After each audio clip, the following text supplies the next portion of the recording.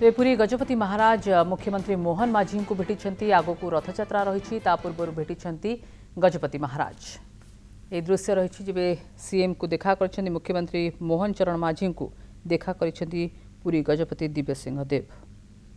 राज्य अतिथि भवन में आलोचना कर रथयात्रा पूर्व देखा कर मुख्यमंत्री मोहन माझी को गजपति रथयात्रा रे किमिति सुरक्षित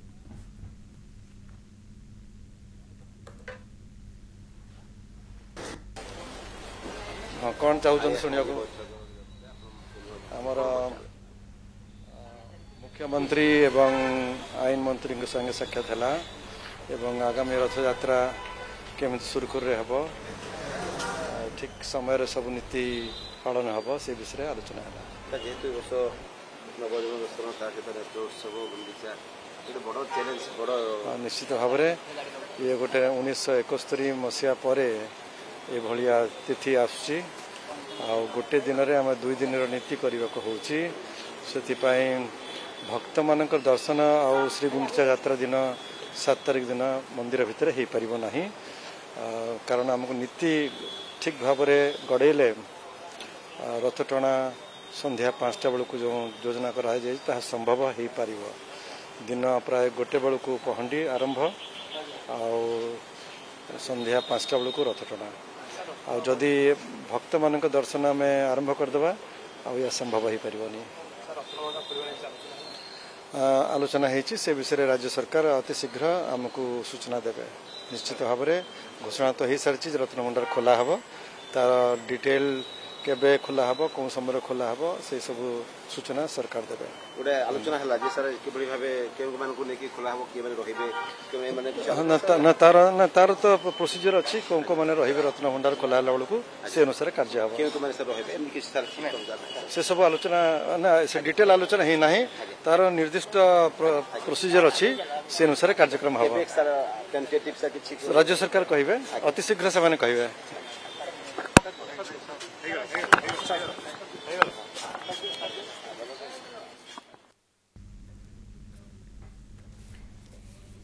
पुरी गजपति देखा भेट होती मुख्यमंत्री मोहन माझी को एवं विभिन्न प्रसंग में आलोचना होती आगामी रथयात्रा केमिति सुरुखुर संपादन करा से संपर्क में आलोचना होती नीति ठीक ठाक करने ए संपर्क में आलोचना होती सहित रत्नभंडार खोला हेबानी प्रश्न पचरा जाइथिला जार उत्तर में कहते रत्नभंडार खोला हेब केबे खोला हेब सरकार निष्पत्ति नेबे कौन सब प्रक्रिया रही से संपर्क में सरकार अवगत कराइबे।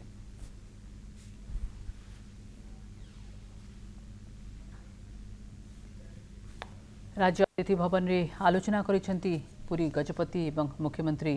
मोहन चरण माझी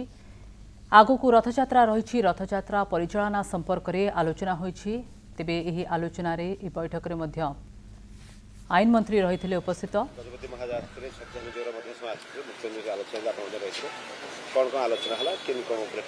विभिन्न पदक्षेप प्रति मुहूर्त विभिन्न प्रकार आलोचना होती रथयात्रा को श्रृंखलित करने रथयात्रा को ठीक ढंग से करने एवं भक्त मानकर कौन असुविधा न हो ये सब कथा को देखा ये सब विभिन्न पर्यायर आलोचना होती।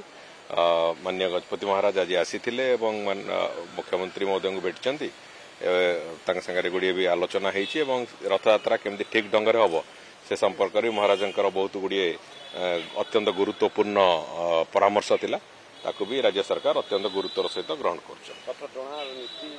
संपूर्ण रूपे जो समय निर्घंट मैनेजिंग कमिटी निर्धारण करिछि सही समय निर्घंट रे सब जिनस पूरा time to time minute to minute stick करने निष्पत्ति होती पूरा पूरी भाव में आधार करके आम आगू जावाक चाहूँ। हाँ माननीय राष्ट्रपति गस्त को लेकिन आलोचना होती से जी समय रे केमी कौन हम से पूरा पूरी कार्यक्रम कौन से बाबद भी चर्चा आलोचना होती आहरी डिटेल प्रोग्राम आसला पुणी आम आगू पुणी जार आवश्यकता से अनुसार करूँ किंतु से गस्त क्रम को रथयात्रा सहित जोड़िकी किभली मैच करा से कथा आखि आगे रखिकी आम से कथा करूँ तेणुक कौन प्रकार असुविधा हम ना महामहिम राष्ट्रपति दर्शन भी ठीक हम और से भाव में जो भक्त मान दूर दूरांतर आसते दर्शन भी ठीक रही बहुत वीर आसी बहुत दिन पर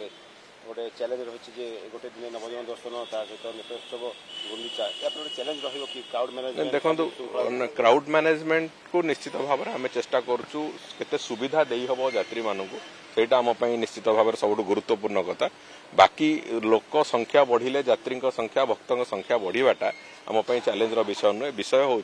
से सुरुखुर भगवान का दर्शन करी पुरी सहर पुणी से जीवे सेटा हूँ आम बड़ चैलेंज निश्चित भाव से कथा को आम ठीक ढंग से चलैवाई व्यवस्था करूँ आउ गोटे जोटा चैलेंज अच्छी से हूँ जे रथर नीतिकांति एवं मंदिर भितर ठाकुर नीतिकांति ठीक समय हो से प्रति मिनिट टू मिनिट तार जो कार्यक्रम ताकू केमिति अनुध्यान करा जिवो से ताकू आधार करके चला जिवो सेति आम पूरा व्यवस्था करूँ गजपति महाराज प्रतिक्रिया जहाँ कहते जे रथमंडल खुले आलोचना कर खूब शीघ्र राज्य सरकार निष्पत्ति ने से बाबद तो आम भी निष्पत्ति नहीं सारी खोल से कौन प्रकार व्यतिक्रम हम ना एवं बहुत शीघ्र हे तो खूब कम दिन भितर आम घोषणा भी करूँ के तारीख में खोलू उपस्थित रही खोलिया समय कमिटी हम गोटे एसओपी पूरापूरी भाव में देखो अत्यंत एक स्पर्शकातर विषय रत्नभंडार खोलिया दायित्व किए रे तार अनुध्यान किए करेंगे एवं से कथाटा कौ जगार पुणी सम्मिलित हम एक कथा निश्चित भाव में थाक थाक होगी से कार्यानुष्ठान नियाजिवो तेणुक रत्नभंडार खोलिबा एवं गणति मणति करवा निश्चित भाव में ताकू बहुत जत्नर सहित करा व्यवस्था होउची एवं मु भावुची से कथा भी सुरुखुर भगवान दया से कथा भी अत्यंत सुरुखुर करा